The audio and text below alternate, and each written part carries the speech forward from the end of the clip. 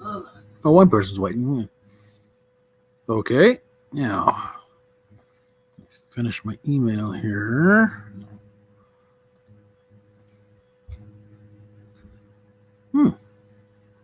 Be a fun little diagram.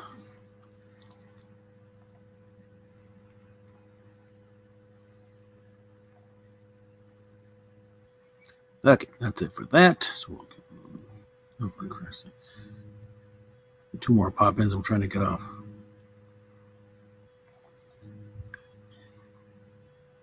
Okay, and then what do I watch right now? Okay, then. Alrighty, let's see what's going on here. Well, it hasn't improved the camera quality, meaning, but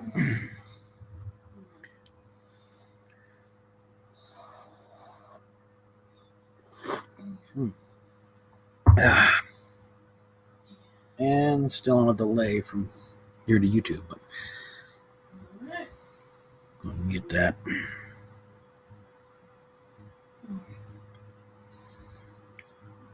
So the invites are going out far and wide to whoever shows up here. In the meantime, as long as it's on, it's going to be recorded. A little something from the Anovos website. They do these, email letters. One of them was a guy who was lamenting the fact that Star Trek fandom is so divided over things. Couldn't we? And in the end, kind of just pulled like, it's all the same thing. Why can't we all just get along? Well, I tried to put a counter opinion, but I couldn't find a link, so somebody did. A little thing entitled, "We Aren't All Starfleet." From picayune purloining to profane proselytizing. It's easy to, it's easy to slag against something nowadays, particularly if it is new and shiny. And really, the internet is predictable in that regard. After all, whole cottage industries and clickbait farms have cropped up like hotspots, acting as microcosms of conspiracy theory and rumor mill havens that proliferate the internet like bad Gorch's defacing Klingon high school yearbooks. With that having grabbed your attention, I personally declare, to anyone who shouldn't truly care, that after 3 years of wading through meandering and flashbang dysfunction, that I've decided to hit the eject button on Discovery. All right. Okay. She's even a worse delay. Okay. If there is a positive to my self-inflicted torture, it is that Discovery has made me yearn for the days of intelligent science fiction storytelling with compelling and memorable characters. Shows that knew what they were and what they wanted to say. Stories that made me re-examine my own beliefs and feelings at times. Babylon 5, Farscape, Classic Trek, Battlestar Galactica, Blake 7. To name a few reference points. Sure, each of those have their ups and downs and were certainly products of their time, but they were memorable. They meant something to me and stuck with me. They made you look at things in a different way, as good stories should. And there's a picture here from Blake 7. They were a Starfleet too, Federation troopers. I still like to do a fan production somehow where Blake 7 someone crosses over in the Next Gen universe or vice versa. The Enterprise goes into there. And just the reaction, the second Picard as this Captain Jean-Luc Picard of the Federation Starship Enterprise, open fire, everything. What's the, what was the name? I don't know. The Liberator. Watch it open up on the Enterprise. This "We Are Starfleet," the ramrodded verbal tick that pretends to be either a rallying cry or a justification for some visceral or polarizing action. Like "God Save the Queen," "Make America Great Again," or "Live Long and Prosper," proselytizing just isn't for me. I'm fine with that. It's just my opinion. I don't believe it to be well written. It has nothing of depth to say, and it is best forgotten with the likes of The Star Lost or Galactica 1980, except the Return of Starbuck episode. At least Lost in Space and other Irwin Allen productions had their charms, even if Harlan Ellison would say they were kiddie fare. Yes, Uncle Harlan, I know it's cheese and camp. It says so on the label. Truth in advertising. But this glitzy Medusa with more producers than one can shake a stick at makes Gene Roddenberry's Andromeda and Earth's Final Conflict look like Shakespeare at the Apollo. I never thought I'd say that in reference to a Star Trek series. Even when Voyager gave us hams like Threshold, or when DS9 gave us episodes like Move Along Home, or TNG gave us Brent Spiner hamming it up in mass as a veritable one-man show, everything has their ups and downs. And I got a still here from Andromeda. I understand the belief that there aren't any new ideas. Apparently, this is both justification and code for we shall be inherently lazy and try to seize the cultural zeitgeist by ripping things up from the front page of BuzzFeed. Super sticker. All right, great. Who we got here? Matchy. Matchy. God bless you. Yeah. Let's get back over here. In this season of Discovery, and someone else picked up DSC instead of STD. Yeah, no. In this season of Discovery, a dysfunctional social gestalt masquerading as Discovery's second conceptual reboot is compared to, rather superficially, a reskin of Gene Roddenberry's Andromeda, with the same incongruent production approach that befuddled and scuttled Sequest DSV in the 80s. And then, remember that one, kids? It was the darling of NBC and Amblin Entertainment. Had Roy Scheider, teen heartthrob Jonathan Brandis, and a talking animatronic dolphin.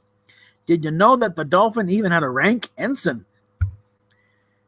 Now, a few other questions for you. What the hell was Sequest? Was that an exploration show, Monster of the Week show, or wartime show? Like most genre groupies, I have since forgotten. There's a reason for that, surely. Thus, like the lumbering Sequest of yore, this junior year offering manifested in Discovery's answer to Sequest 2032. Retooled, its crew displaced into a future after protecting all life in the audience as the audience knew it. They were fish out of water, with a ship that had a unique technological advantage in a world where the UEO had fallen. I mean, the United Federation of Planets. And they needed to save the world from the megalomaniac who operated an economic and political syndicate, believing that the previous United organization was a halcyon thing of yesteryear. Sound familiar?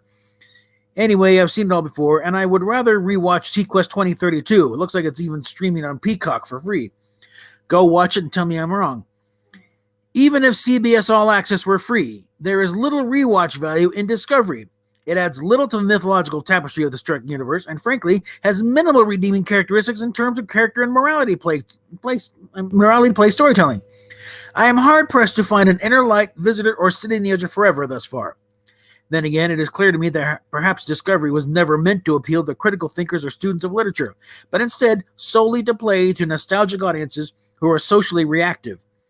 Discovery rides the rapids of emotionality, playing with the dangerous currents and sub-eddies of a reactive audience, all the while attempting to energize the Trek brand and catalyze Trek into a greater multi-channel franchise a la Star Wars. Now let me be clear, that this isn't a bad thing. It can be argued that Discovery is a gateway drug, allowing people to try the old stuff. The same argument was made with the Kelvin Universe Trek over a decade ago, resulting in a blitzkrieg streaming of the Star Trek library via Netflix. Another good thing in the wake of Discovery, it has allowed for the creation of shows that would have never materialized in any other environment. The unconventional Lower Decks has far more likable and memorable characters than Discovery. It even has some great storytelling moments in the guise of comedy, thus marking LDS as a genuine surprise. Listen, if you like this begotten beast of 1,000 heads, that's perfectly fine. Don't you mean misbegotten? No, if you like this begotten beast of 1,000 heads, like the reference of the laundry list of producers, that's perfectly fine. I'm pleased that many people seem to find value in it, and normally I try to avoid writing things like this because this is simply puerile picayune vanity. And if 2020, now 2020 take two, has demonstrated a damn thing, it is this. Everyone has their thing, and people are allowed to like what they like. I'm not here to shame people for enjoying the show. I just felt there was an alternative opinion that deserved its own voice as well. I guess what I'm saying is I would like better stories. Characters that I give a damn about. Narratives that have consistent logic to them and not the consistently inconsistent paradoxical way either. I'm not a fan of this nonsense masquerading as science awash in memberberry wine.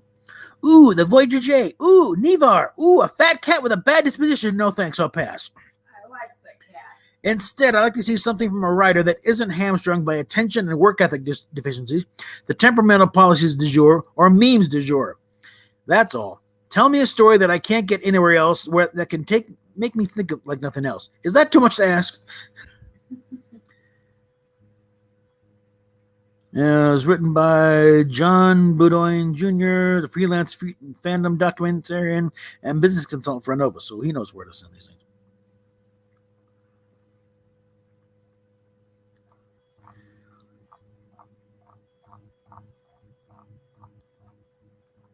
And I think that is a good point about, probably wouldn't have gotten Lower Decks if they hadn't pretty much busted the mold with Discovery and Picard.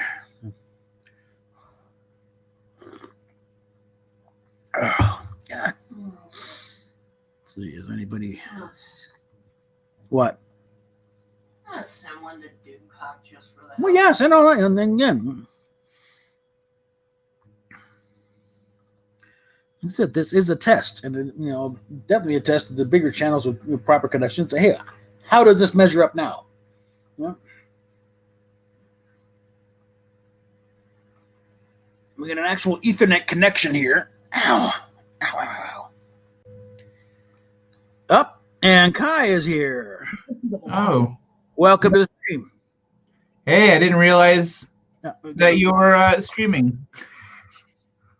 Stephanie Little Page sent me a link, and I was like, oh, maybe she wants to hang out because we were talking about, talking about the book sometime. It was a spur of the moment thing, and it's just kind of like But yeah, we'd love to have you on. because we're always on. I was listening to Doomcock and Cameron Pasha talk right now, so when I realized that you're live, I was like, oh, let me mute There's that. all that link there, I lowered the volume right away. But yeah. But I got one of those Wi-Fi repeater things to plug in, and actually, while cleaning up around here by order of management, we found a Ethernet cable to long enough to connect the thing to, because I got the power strip over there, got the computer here. And the thing only came with like a 4-foot cord. Oh yeah. But imagine, Yeah, there's one there. I think long thing, okay, connect it up, great. Playing a lot of Fortnite, a whole nother game. It is a whole nother game. I got a extender for I'm on the other side of the house from the Wi-Fi, and I want to play games. I want to play with my Wii online. Yeah. So I got an extender. I'm going to turn it into a Wi-Fi hotspot, but I just haven't worked that out yet. Kind of ironic. You're wearing a Batman shirt. I'm wearing a Superman shirt. I know, right? That's cool. Of course, mine is a little Metropolis, Illinois, at the bottom over here. Oh no, mine. Picked it up on the way in. Yeah. I do have my this. regular Superman shirt's in storage. So. Yeah, I finally finished the book. Ah. It was so It's good. Batman. It's Batmite. Yeah. Oh, you finished the book? She finished the book. She blazed through it. Of course, she does anyway. But yeah. Awesome. All right. Well, let's have your opinion, dear. Can hear you. It was very good. In fact, I put it right up there with Bobo. With what? Ben Bova. Not familiar with it. Ben Bova is a longtime science fiction author. Ben Bova. He's got a few Hugos and Nebulas to his credit. So Oh, cool. Yeah. Wow, thank you very much. definitely make sure this thing gets in consideration because the Hugos may not be what they used to be, but it's still a pretty little thing to have that rocket ship press. That's what I'm thinking. Once all this lockdown nonsense ends, we can start going back to cons, get them out to Mile High Con, definitely. Yeah, it's a literary convention. They would love you having it. Yeah, actually, because of the conversation I was having with Stephanie, I started a New Sheets document where I was just keeping track of cons. Mm-hmm. Because she gave me like 4 or 5 I hadn't heard of. I was like, okay, let me put those down somewhere. Yeah. Pardon me. Mile High Con's a fun one. It's a literary convention, so it's not as high strung as, like, say, Starfest Denver, which is mainly media science fiction. So you get the which he's vanished. Yeah, I just went off camera. I'm still here. All right. Where you got all the different competing television shows and movies and everything. Oh, I see. Yeah. Okay. So the other one is. I think Mile High Con's actually been running longer too. Yeah. Yeah, it's a little All right. I'm honestly not that familiar with cons. I went to BookCon in 2019, and that was my first like book-ish convention. Yeah. I was like, hey, BookCon, that seems like a good place to start. Yeah. Pardon me. You do get a different crowd. It's a little more the basement dweller type, it's like they come out once in a while for, hey, leave your book in, and just not a lot of social contact.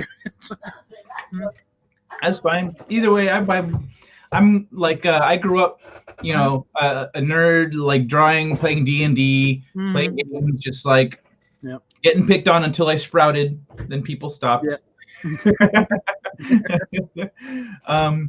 But yeah, so I get along with all varieties of people, as long as they're decent. Oh yeah. Anyway, Definitely hook him up with Dayton. yeah, are you on Facebook at all? Yeah, I've got a Facebook here. You'd reach out to Dayton Ward. Oh, sorry, Dayton Ward. Yeah. You spell that Dayton. WARD. Yeah. All right. He's an author. He got to start really with the Strange New Worlds anthologies, the contest. In fact, he had a little term in there, and he got a story in the first 3 novels in a row. They called it getting a wardy. So, what was the name again? Peyton, right? Dayton. Yeah, Dayton Ward. Mm-hmm. By the time I finished spelling it, I had forgotten what the first word was. First name was, I mean. Yeah.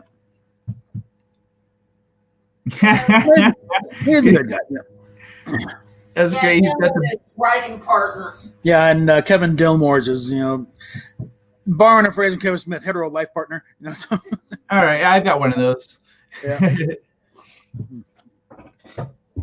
We actually used to call ours. We used to say, "Hey, this is my hetero life mate." Yeah. Aaron, he's my developmental editor, actually. Mm-hmm. Yeah.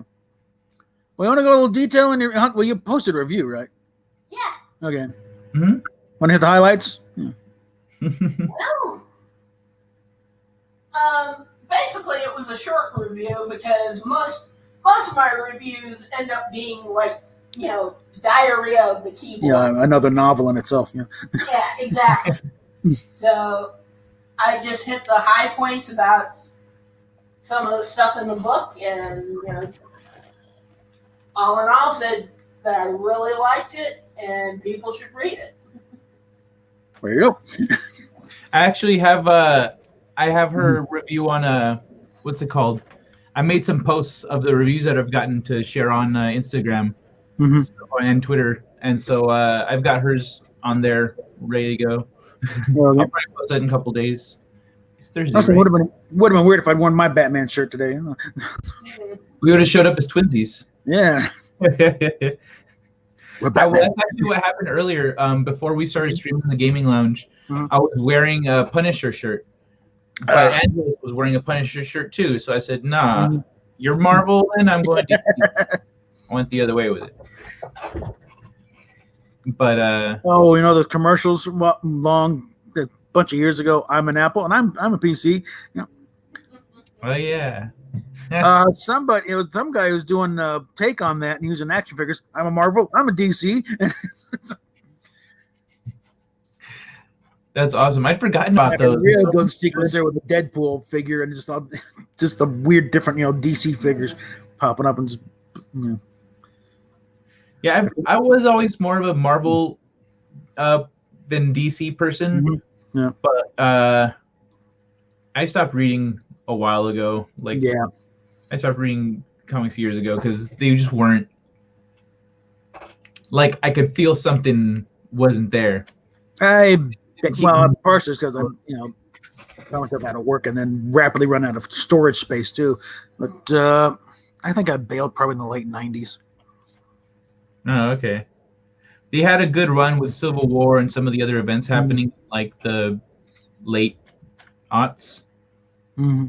But yeah, I wasn't sure I really bought the premise of Civil War, so I kind of avoided that one. Especially when they killed off Captain America. Okay, hold it. Yeah, that was at the end of all that stuff. And that was the time I stopped reading.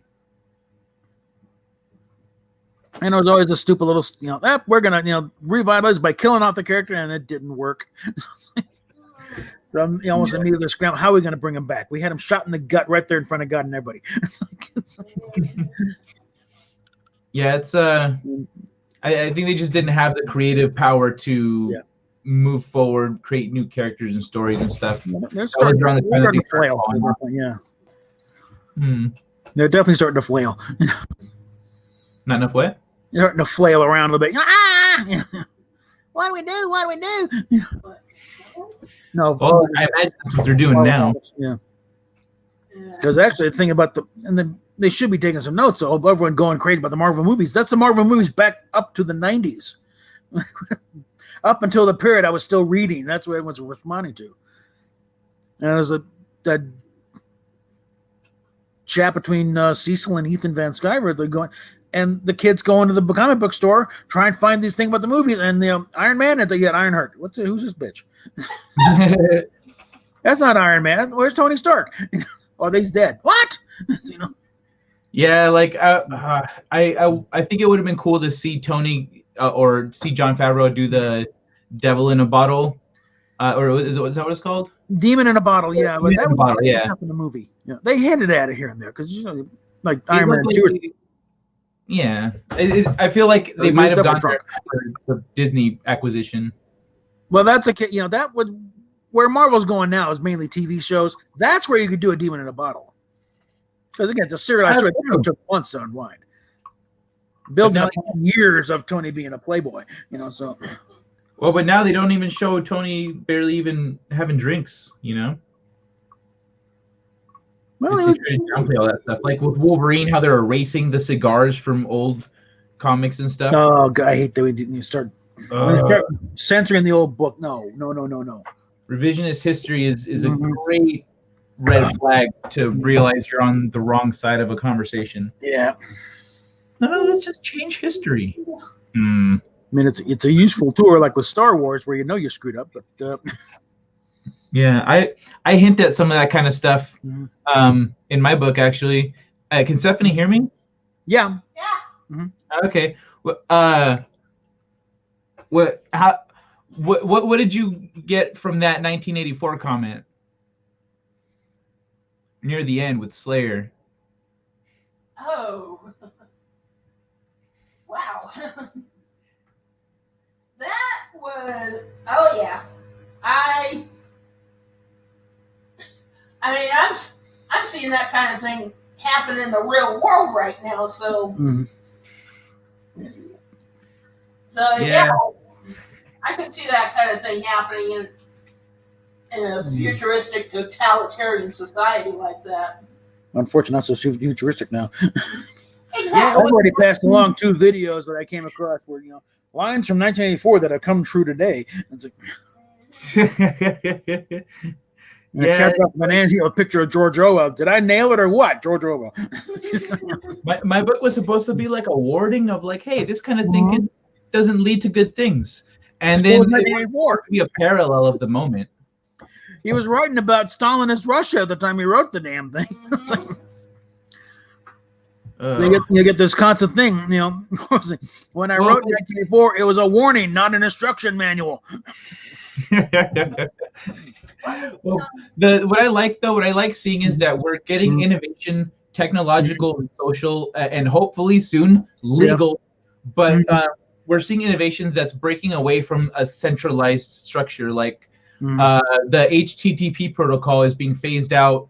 Wait, hold on. Let me pull up the article. I sent it to Nina. There we go. Brave. Whoops. The browser Brave. Okay. There it is. I was clicking on it and it wasn't. So HTTP is going to be phased out in favor of IPFS, which is a peer-to-peer network. So you activate your computer as a node on that network, and then the information is distributed throughout the network. It's not on centralized servers. So it makes it harder to DDoS. It makes it harder to censor. It makes it harder to all that stuff. Like a million. No one's going to shut down Parler. Yeah, it would be really hard to do that. Actually, no, they were using Amazon servers, but yeah, they wouldn't even need to for the case. So yeah, it's the thing. History seems to go through those cycles here and there, where you get to a certain point, and then certain powers that would be harmed by the populace knowing what's going on squash it. Okay, I'm gonna post your live stream on mine. Yes, do that. Let's look back to like when the library at Alexandria reached a pinnacle, and then here comes the new church, and Saint Cyril and his barbarians come down and trash the place and hack up the custodian like a side of beef. Will bash. He gets made a saint. That's where I see why most most people in the sciences are atheists. Oh yeah. I'm one of those that's still angry about the sacking of the library at Alexandria. A historian friend of mine, or a history major friend of mine, made me feel better about the Library of Alexandria. Mm-hmm. She said that it had been in a state of decline for a few centuries. Yeah.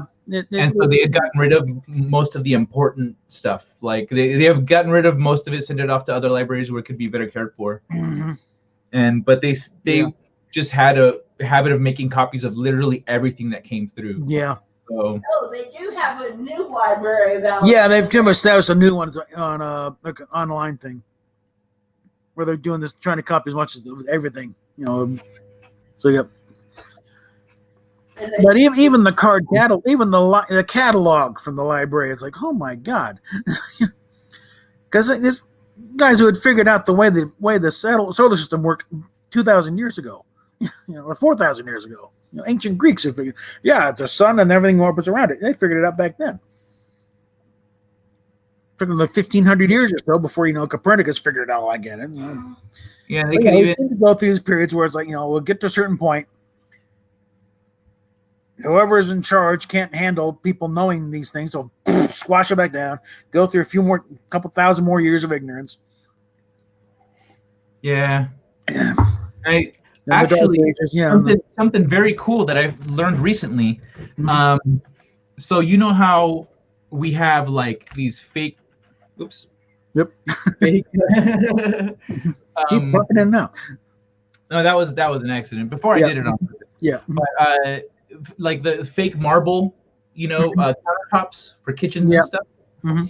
So that is something we've known how to do. That's old knowledge, old human knowledge. Yeah. Mm-hmm. So we've been making fake stone and fake marble forever. Yeah. That's how in the Renaissance, that's how they made all those awesome statues, is they made artificial marble. And so then it was like putty, and they could mold it and do like whatever they want with it. That's why they could get such amazing works of marble. Because if you're chipping away at marble, there's no way you're going to do the things those old masters did. They were using artificial stone. And the way you can tell that a stone or marble is artificial is it starts to, what's the word? It starts to peel. Oh, okay. You see peeling. It's like the skin peeling on the surface.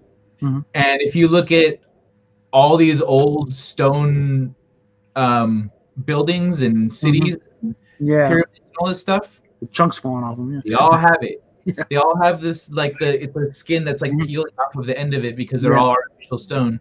Mm-hmm. And so that's how they were able to do all these things. They didn't.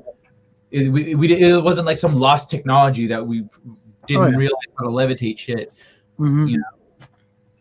So actually, I think I heard something about the pyramids. That maybe they weren't moving gigantic blocks. It was basically casting concrete blocks in place. Yeah, that's exactly it. Mm-hmm. It's artificial stone. It solidifies into the granite that we see, but like to us, we didn't realize it's not granite. Mm-hmm. So, because it is. Yeah, just ground up. Put in a slurry, pump it up somehow. There you go. Yep, let it dry. And there you go. The reason the pyramids and stuff, the reason a large building would take years and decades to build is because the parts would each take years to fully harden. Yeah. Or fully harden. Takes everything to dry, and you're still talking a hell of a lot of material to move. Mm-hmm. Just not necessarily 100 guys dragging this block uphill. Yeah, right. And if you are making like a series of casts, if you have a cast, making one, you move on and you make the next one, and you make the next one. Yeah. Even if you go and start stacking those on top of each other later, that's still a much easier task in terms of how do you lift something so heavy. They had simple machines back then. Oh yeah, that's not a problem. ramps, levers, pulleys, yeah. And, Wedges. Yeah. Yeah, speaking of cast, remember when they when Bill and Sue did that, did my Klingon? Oh yeah, we're doing Oh, going through a phase in the Star Trek fan club. We're doing face moldings, so we can do Klingon headpieces and stuff, and various other prosthetic stuff. We still got our head cast somewhere. At least for the nose up, Here, I'm going to link you in case you're curious or interested in what I was talking about with the browser and the HTTP thing. So you can check that out, later on. Go ahead and post it in the chat if you can. Yeah, I did. It's in private. it's not sure. But yeah, you can check that out later on if you're interested in learning more. Okay, yeah, YouTube's doing its usual thing of not allowing links to post. I mean, but what's it we called? got 3 people watching. Awesome. Hey, y'all. We're an impromptu, off the cuff thing. Let's see if this thing works. There we go. I think part of the reason we don't have more right now is because Mecca. I know Mecca's. What's she doing? A cooking stream, I think. Yeah, she's doing a curry thing. Yeah. Oh boy. And minute is live. Have you had a chance to read? Have you had a chance to read? I haven't yet. Things have been too weird lately. I think probably once we get into a place, then it's okay. Now we can breathe. I hear you. Yeah. I was gonna say I could also imagine that would have been hard to take it away. There we are. Let's see. Which was the last Harry Potter book that you read? I still haven't finished Deathly Hallows. I've only read the first one.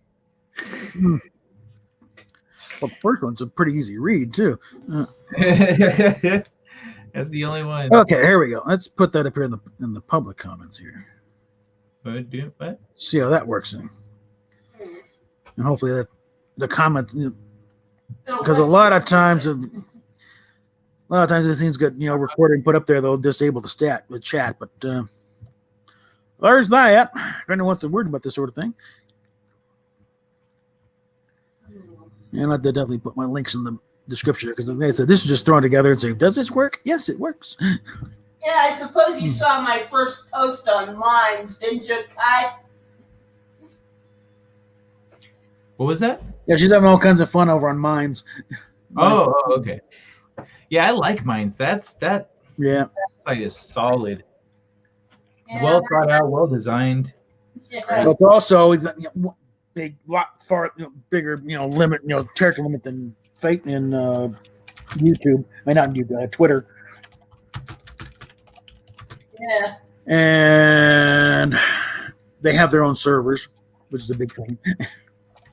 So no one's going to shut them down anytime soon.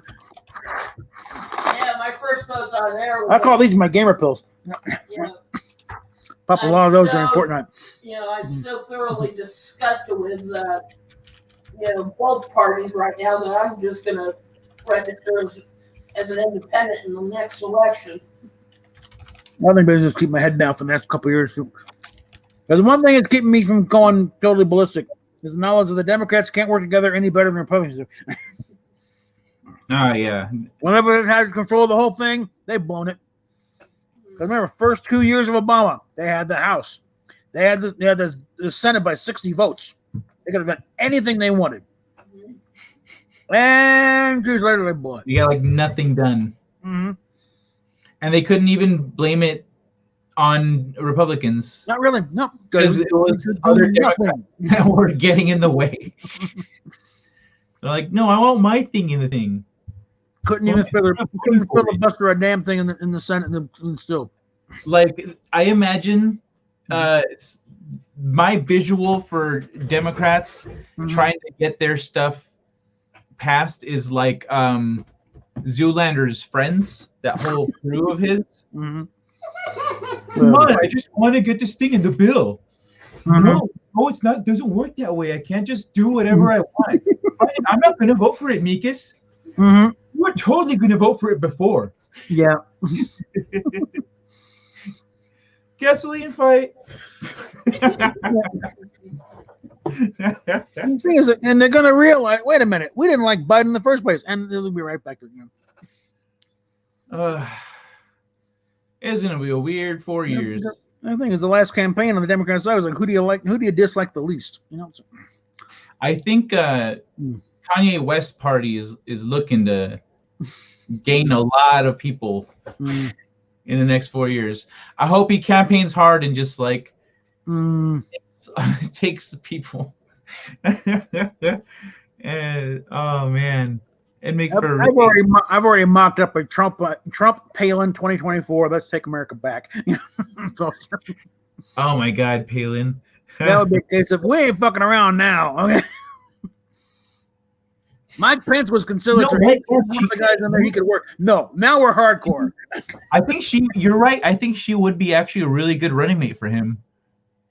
They're like, he's in a pod. She totally would have stuck by him. Like, she would, yeah, she would have stuck by him the whole way. She'd have been like, nope. There was enough legal precedent. I don't believe it. One thing in 1960, during Kennedy Nixon campaign, and Nixon was the vice president. He's counting the votes. Hawaii sent 2 sets of electors. He had to pick one. The certified one was for him. But they're in the middle of a recount. Recount came in. Turns out, no, Kennedy actually won it. So they sent a second set. But there's no evidence they even certified the damn thing. So he could take the certified one that has the governor's seal and all that stuff. That for him, it wouldn't make any difference because only like 2 or 3 votes. Or the second one that is the accurate one. That wasn't even shown to be really certified, but we know this is how it actually happened. He went with the second one. Mm. So there's your precedent right there. I don't care who the hell signed off on this thing. If it's wrong, it's wrong. Yeah. And then we're seeing more and more cases of in various states of people getting arrested for, cheating. Mm-hmm. I'm not going to use the words that are being censored, but cheating sums it up nicely. Oh, I think my downfall with Twitter happened when they put out the video saying, what needs to happen is if they detect fraud, throw the whole thing out. It doesn't matter if it's enough to throw the election. If someone's been caught cheating, all we know is what we saw. We don't know what we didn't see. So no, that's it. Do over. And then you got 1 week. Twitter reacted like the guy from Speed Racer. Are you insane? Do you know how much that would cost? Royalton. That was it. I love that. You should have thought of that before you tried stuff in the ballot box, bozo. Come on.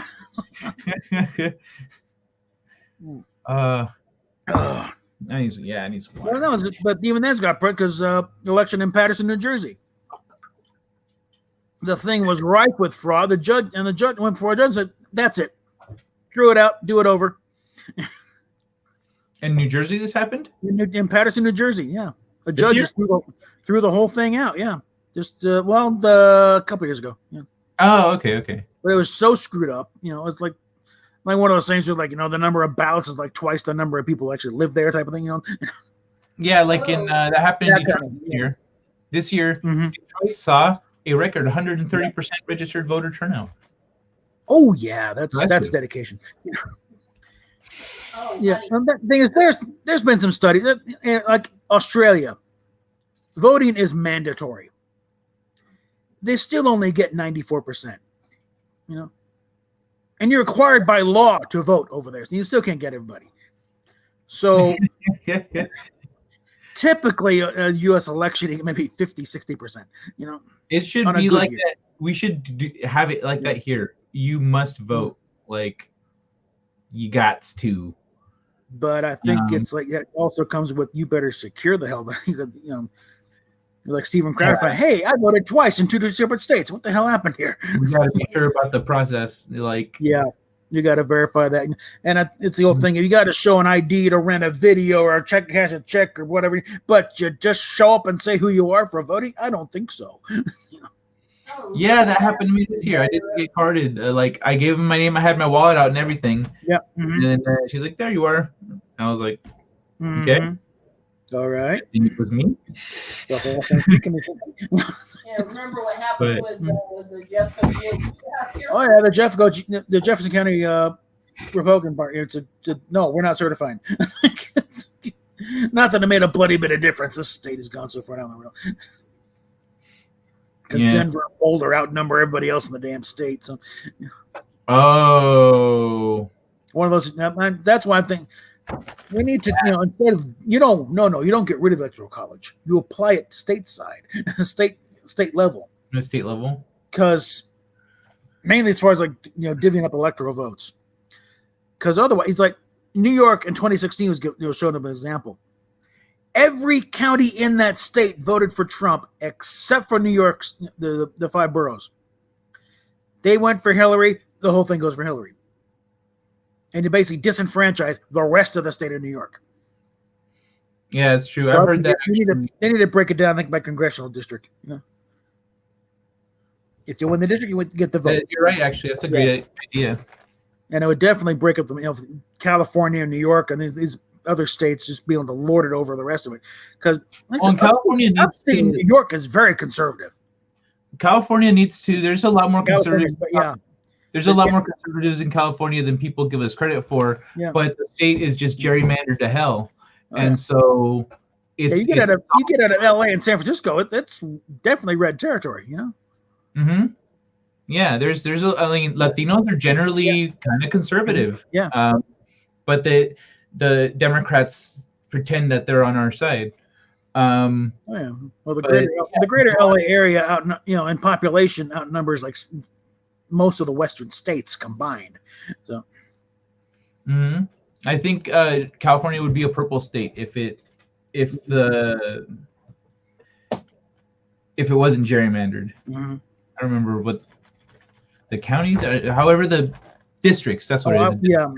I was out there when they finally passed term limits for the state assembly. What? I was living out there when they finally passed term limits for the state assembly. Oh, okay. Yeah, and they called it the Get Willie Brown Act. To get him out, for Christ. He's been there forever. Oh, really? And somehow, even with a Republican in the state assembly, Willie Brown still managed to hold on to the Speaker of the House title. That's how it screwed up California. This was back in the early 90s, late 80s, early 90s. You know what? I think so. Our senators are not going to impose term limits on themselves. Mm-hmm. I think we could do it at the state level. I think we should do it at the state level. It's going to have to be a constitutional convention, and we're real close. What? It's going to have to be a constitutional amendment. It's kind of the ultimate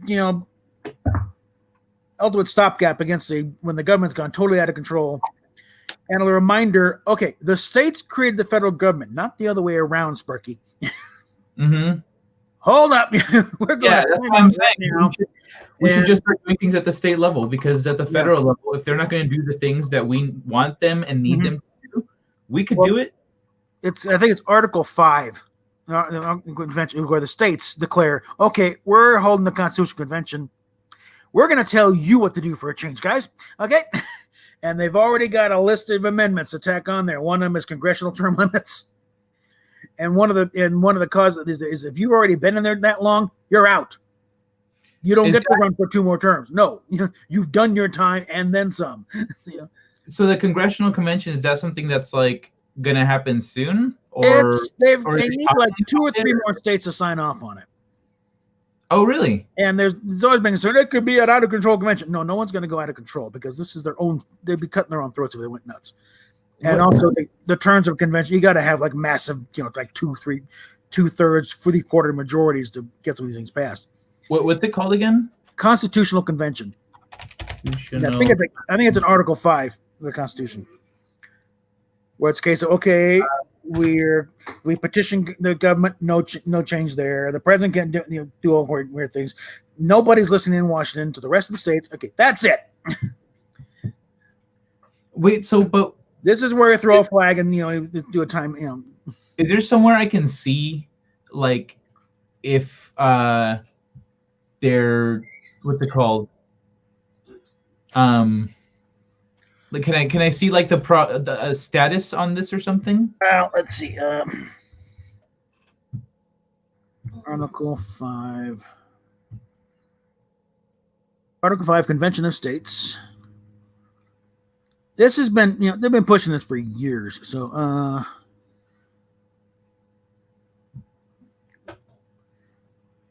okay, progress map. States that have passed the convention. I'm surprised they didn't try to get it done during in the last 4 years. Oh. Oh, okay. Well, it's generally the more conservative states that would be pushing for this because of the, okay, well, but that's here what we are. I'll post them here. they had a chance. Copy that. Let's take this up here. Let's see. Hold on. Okay, while Go you're up digging here. around with that, honey. For anybody else is curious about this, I'm super curious. I try to keep the politics out of the channel because I'm not a political thing. Oh, but this is I'm honestly, just a walk in the mouth thing. But this is also a bit of a learning experience because, like, I didn't know about this. Yeah, I thought this was like maybe a meeting that happened a long time. This is cool. I didn't know that like states could just go, okay, let's make some changes around here. Mm-hmm. Okay, they got a map here of states. Has it ever been called in the past? It's no, it's been sort of a threat. Okay. Why they have, because the first convention, the passing Constitution in the first place, was enough of a nightmare. That's why when they asked Ben Franklin, "What have you got? What have you given us? A republic, if you can keep it." And now it's being debatable whether we can keep it. But all right, so we got. Let's look at this map here. I didn't want Utah. Many states have made efforts to call a convention. Estimates show state legislatures have passed hundreds of resolutions calling for an Article 5 constitutional convention in the last 200 years. Okay, we got states that have passed the Convention of States application. There's 15 of them. Georgia, Alaska, Florida, Alabama. A lot of these passed in like 2014. Building up to, let's see. So we got 1, 2, 3, 4, 5, 6, 7, 8, 9, 10, 11, 12. That's nuts. Well done. Hundreds of resolutions calling for an Article 5 constitutional convention have passed in the last 2 years. 12, 13, 14. 15 states have passed it so far. 1, 2, 3, 4, 5, 6, 7 have passed it one chamber, but not the other. And 2, 3, 4, 5, 6, 7, and 7 are considering it. And you need 2/3 of the states to. Then once 2/3 of the states have passed the resolution, the convention will be called. Okay. And in the case of the federal government has no say. So we need now the states are pulling the ultimate trump card, pardon the pun. Okay, new rules, assholes. This is what you're gonna live by. Where can I see what? Yeah, so we need like 34 states to hop on board. Where can I see the resolutions that are being proposed when that's called? Like, is that there? Or is it just something that people it's constitutional conventions and stuff like that? They just kind of meander around there. They're an ongoing thing. So would it be the governors? Georgia passed in March of 2014, and Mississippi just passed it in March 27, 2019. So these are ongoing things. Would it be the governors that meet to discuss? No. This is state. I don't know. Maybe the governors have something to do, but I think mainly it's the state legislatures that do this. Oh, the state legislatures. Of course, the state legislatures are supposed to pass, the rules on the elections, and we saw what happened with that. Yeah, that's a huge. That's going to be. That's why I think there's going to be a few states that are passing some rules that there's like, okay, no, we're not going through 2020 again. Speaking of elections, tell them what's happening in Texas right now. Oh, we got some lawmakers are now openly discussing the possibility of secession. It's no longer just the wackadoos out in the Free Republic thing and around the barbecues. Yeah, we're there to succeed, damn Yankees. No, now it's actually being taken up by the state government. Yeah, I think that's a bad idea. We need to we can't let corruption win. And running away from a problem is not how you handle a problem. And I understand Texas feels very high and mighty up on their haunches, but that's only because they were broke. Yeah. And they had nothing going for them when they joined the union. Mm-hmm. We saved their asses. And being part of the union for the last 200 plus years is why they are where they are. Oh, yeah. And then to pick up their toys and walk away would be... It'd be what I expect from the state of Texas. Texas is better shape now than they were when they joined the union.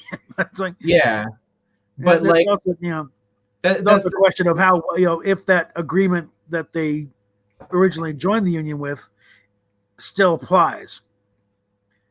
Because part of the deal was that that Texas at a time of its own choosing could split into 5 different states. And that would mean there would now be 10 senators from Texas, not just 2. And if they were not allowed to do that, then they could separate off and be their own republic again. The sticking point with that is the Civil War. Interesting. Yeah, the thing is, if the Civil War invalidated that, now they're just stuck with everybody else. So that's for the legal people to figure out. Well, but if it still applies, there's problems throughout the country that we need to just deal with instead of crying and walking away. Yeah. That's not a mature way of dealing with it. This kind of thing can happen anywhere.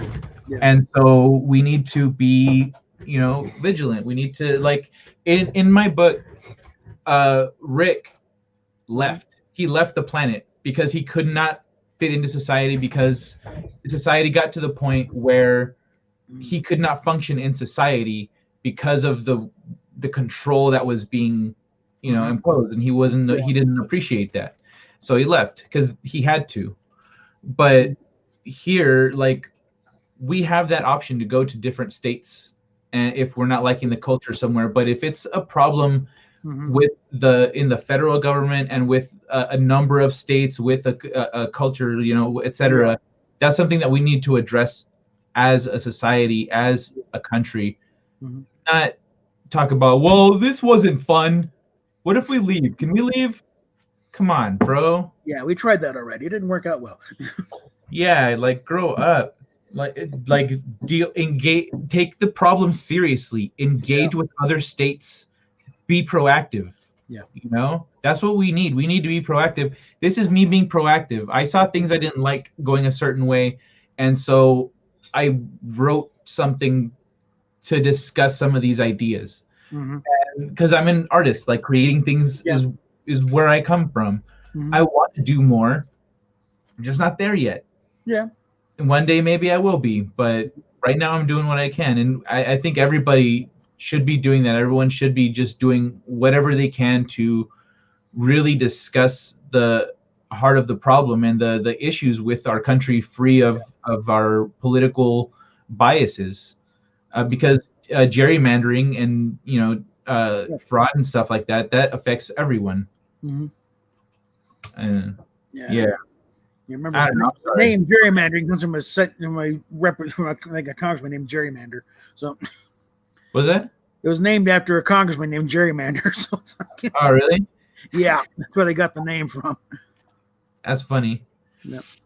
I think my advice overall though is let's just keep our heads down for a while. Let's see how this shakes out. I remember when George Carlin, just a little bit before 9/11, had some very, let's say, pointed opinions about terrorism. They're not going to happen here. That we would never going to affect anybody You're never going to experience problems. So just look at it as a form of entertainment. And people think, going on. This is all going on. And then 9/11 happened. And as soon as Letterman was back on the air, George Carlin was a guest on there, and he did his old baseball versus football routine. So even George knew that, okay, let's scale back this a bit. Let's drag out one of the old classic oldies. In baseball you wear a cap, in football you wear a helmet. So something nice and fun and escapist from what's happening right now. Mm-hmm. Yeah, but that's probably where the fandom. Escapism is no longer allowed to be escapism. This stuff follows us home. It's like, no, go away. I want to. What is them playing Fortnite day and morning, noon, and night? It's like, avoiding the freaking news and avoiding all those shows that have to talk about this, and that. No, shut up. I don't want to hear about it for a while. I just want to talk about lasers and spaceships and stuff. Come on, man. Go in Fortnite. I just want to shoot somebody. Okay. Oh, there you go again. I want to, just load up the Wolverine suit and go and shoot somebody in the face. Okay, that's all I ask. Sometimes you got very simple taste. Yeah, Mando Merc one day on the Gaming Lounge was playing an old Wolverine game. Yeah. That was like gruesome and awesome and fun. Mm-hmm. And because he played the Avengers game and it was a disappointment, so he pulled out his emulator and like went way back in time to play that Wolverine game. Speaking of gruesome, what? Latest episode of The Stand. Oh my God! I thought it being on CBS All Access would still be kind of wimpy, but well, they've apparently been wimpy to now, but they're finally kicking up the gore. Yeah. When they finally saw some naked people last week, now. That's what they dropping F-bombs left and right on that show, but yeah. I didn't notice in the name of this stream, testing out the new internet doohickey. Yeah. All right. Well, I was actually about to bid you farewell. I'm getting real hungry, and I got stuff to do. So not a problem. Thanks for having me on, though. It was so far, everything's coming through. No weird thing. What? Yeah, some tickle sometime if you want to really talk. Everything seems to be working. So yeah. Oh, okay. Yeah. The only problem now is the fact that I don't have a high def camera. It'll come in time. Yeah. Oh, it's currently probably sitting in a mailbox over across town. I can't get to it. Oh, okay. Once we get that little one-off check from my yeah, that's all something. Because one of the things that kind of got us back out here to Denver was insurance settlement, because we had a bit of a traffic accident, and the payout, besides helping us cover a lot of stuff and pay off a lot of bills, and well, let's just say one of the hospitals that was getting paid off back then refused the check for some strange reason. I don't care why, but the thing is, we're getting the $4,000 they didn't want. So, okay, that's better than kicking the head. So, yeah, hell yeah. What to do with it, especially if if all Sleepy Joe and Nancy come through, and then a stimulus thing is okay. Now we can finally fix my car. Yeah, and I told you earlier, honey, they're talking about they're trying to that universal basic income thing at $2,000 a month. I'm actually not opposed to the universal basic income concept. I think that I'm not opposed to the concept, but without a working economy, it will kill us quickly. Well, because I think we're going to end up there eventually, because what's it called? Pretty soon, everyone's going to have a 3D printer. Mm-hmm. I don't know about pretty soon.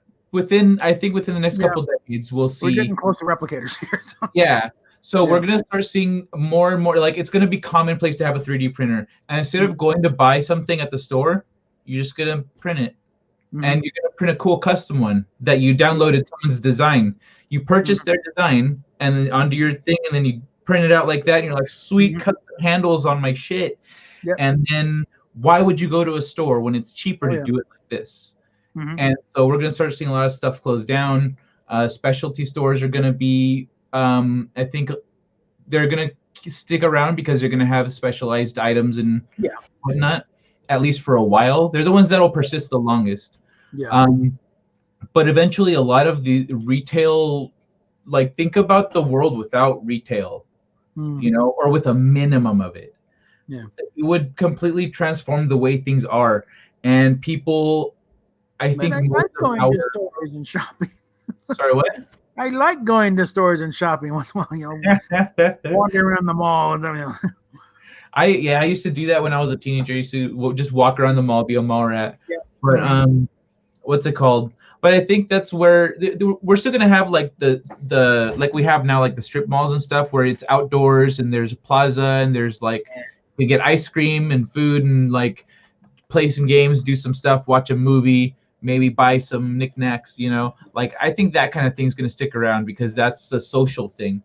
So there will still be jobs out there, but we're seeing more and more machines in burger joints, which is supposed to be the first job, if you're starting out. Things kids saying, $15 an hour. Working, you know what your $15 an hour is going to be working at McDonald's? It's going to be that kiosk out front. That's taking your orders, that's taking the payments, and they got one or two people at the front counter. Yeah, they're gonna have that's your $15 an hour. I hope you're happy now. You're gonna have maybe 3 people, and everything else is gonna be automated. Yeah, and that's it.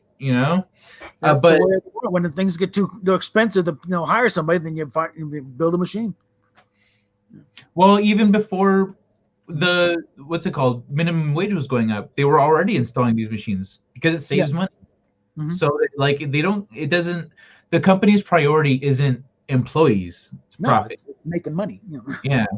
And so like I think we're going to see a big transformation in the way our whole society works.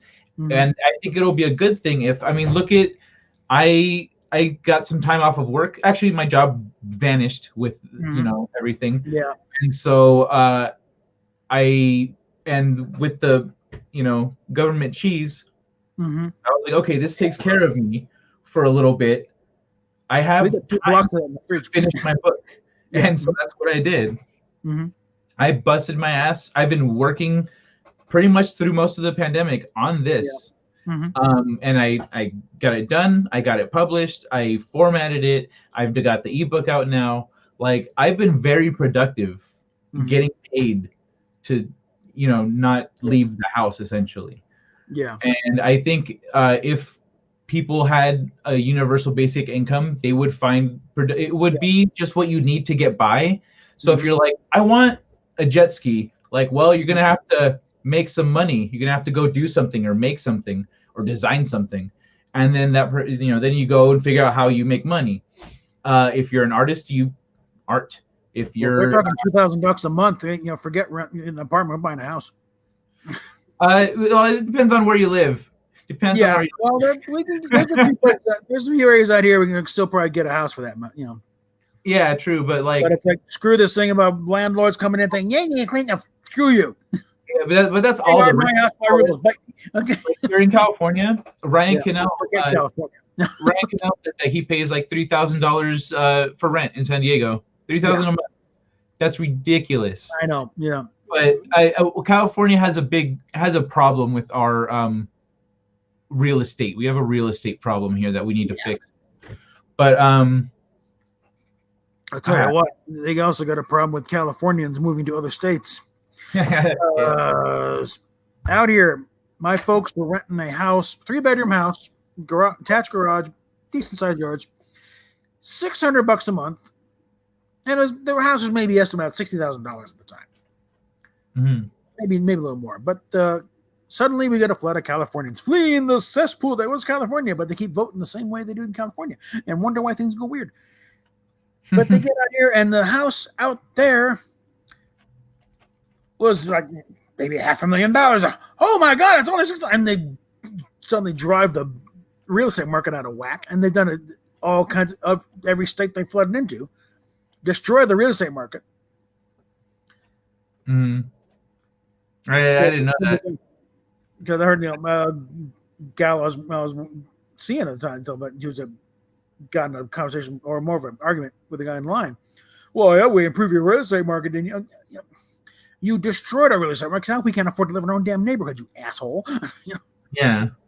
Because now the house of my folks is now also my $500,000. Same house. Same unfinished basement. Probably. But so it's gone up that. Why did it go up that much? Like, did the Californians like? Because they came up here and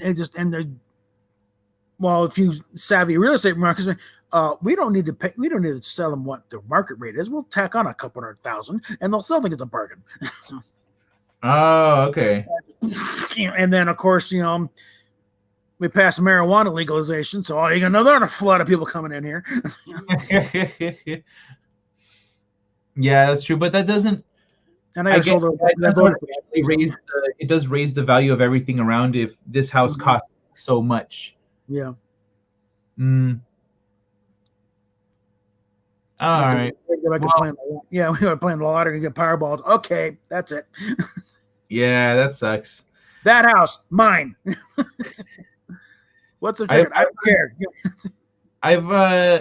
What's it called? I've seen people that like lived elsewhere, moved out here for work or whatever, and then are like, oh, finally we can move back to like our state where our house only cost this much, and we had heated floors and we had all amenities. Like, yeah. I think listen, like in Detroit, you can buy a big old house for like $2,000. Of course, the neighborhood's a demilitarized zone. Well, we started off talking about services, but basic income. Pardon. All right, I gotta get moving, brother. Okay, no problem. Hang out though. Have fun. All right, take care. All right, bye. Okay, so again, we're testing out the new doohickey here, and seems to be doing quite well. So still 3 people watching. Okay. Yeah, an impromptu thing, but I think we've definitely passed the test. And we've been at this for about an hour. So I think we're going to wrap it up there. And hopefully left a little fodder up there. Thank you, Matt G, for that super sticker, by the way. And what was that, a birthday cake? Yep. And it's not even my birthday. Okay. So we will wrap that up there. I think when this gets up there, I'll probably add in the PayPal, Patreon posts and all this stuff. But unfortunately, our cat is no longer around. He kind of met his maker in the same road accident that I got screwed up in. I was thrown clear, he was thrown in the path of the car. So, and he was getting up there, and if he hadn't have died in there, we'd be probably having to debate the issue of putting him down now because he was starting to show the age. So it was probably actually a good thing that you just over and done with, because we've been dealing with a dying cat, instead of. So so Jonesy has no more. So yeah, that's too bad. He was feisty at the end though. But any other questions before I pull the plug here, guys? Because otherwise, yeah, I know. No, we will get another cat one day. If we get another orange tabby, it will be Jones the 4th. Or 3rd. Jones the 3rd. Because again, I had a kitten way back when in the day that I had to give it for adoption. Him and a litter mate we figured. He was Jones because he was an orange tabby, but I had a roommate that was horribly allergic to cats, could not keep him, so I had to surrender them to animal control. And I figured because they were kittens, they were probably adopted later that day. And then Jones, we got from there, and we got him. He was only not even quite a year old. And we had him for like 19 years, so he lived a pretty long and fruitful life. He past the life expectancy of most cats. So if we get another one, it's gonna be Jones the 3rd. Or Spot. I'm not gonna go Spot. Why not Spot? Because I can yell Jones better than yell Spot. But I like Spot. Yeah. Spot is good. But anyway, before we do another, this turns into a memorial for the cat, we're gonna go and wrap it up here. So for those tuning in later on this thing, PayPal, Patreon links will be down in the description. For now, like I said, this is really just an impromptu test of the equipment. I got to go to the bathroom anyway, so we'll talk at you later. No, and honey. What?